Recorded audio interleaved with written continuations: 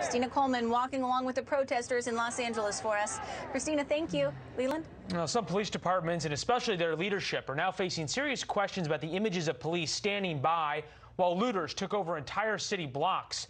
One looter said, "We've got no way of showing people how angry we are." An online petition to remove Santa Monica Police Chief Cynthia Renaud has gathered almost 50,000 signatures after her handling of the looting and vandalism of her city.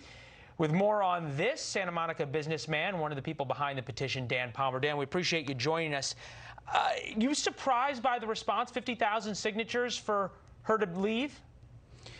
Well, on some level I am, because I live in one of the most woke cities in America, and the appetite for law and order is almost non-existent. But I think what we saw on our streets as the mob ransacked our town was sort of the intersection of incompetence and woke policing. And I think it's one thing to say, let's put solar panels on the roof and let's plant gardens that don't require a lot of water and other virtue signaling themes of the left. But when we lose control of our entire town, I think everyone saw that as a moment of incompetence, and it's intolerable. So my wife looked at me and said, "Look, you know, you write about politics. Why don't you do something about this? Why don't you write something?" So I posted something on a chat room that's followed by a lot of the folks in the town, and someone ultimately commented, "Hey, is there a petition going on this?" I said, "No, but if you know how to set one up, please do." Very eloquent gentleman, guy I've never met, set it up, and here we are, nearly 50,000 signatures today. So as you're promoting this, you said that it's one of the most woke towns in America. Are any of your woke neighbors upset with you for this and saying, "Hey, look, the vandalism and the looting we saw, maybe not great, but people got their anger out. They need to show how angry they are, and we, the wealthier residents of Santa Monica, need to understand that and pay the price ourselves"?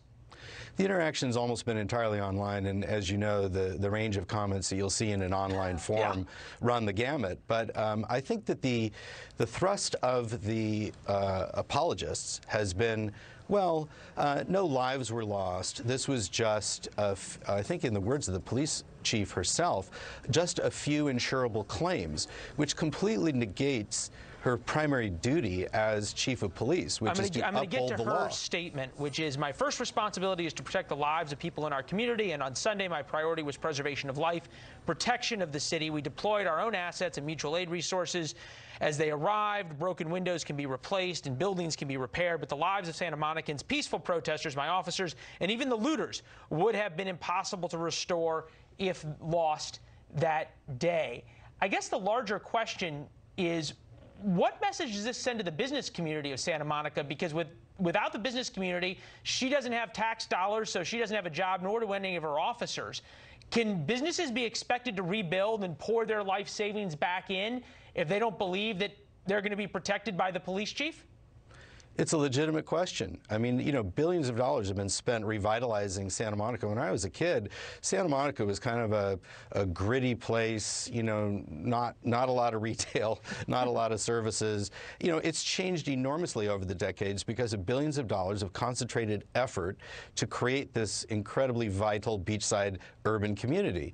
You know, the police chief's priorities were very muddled. It wasn't as if she was protecting the protesters, because 40 minutes before the assigned curfew, her police officers who were allegedly supporting the protesters started firing rubber bullets and dropping tear can canisters. And what was shocking is she drove them into the core retail district, where there was no police presence whatsoever. I mean, the protection of the REI store at the epicenter of 4th and Santa Monica was left to a young woman, defenseless young woman, who stood in front of the door trying to prevent anarchists from crashing the door.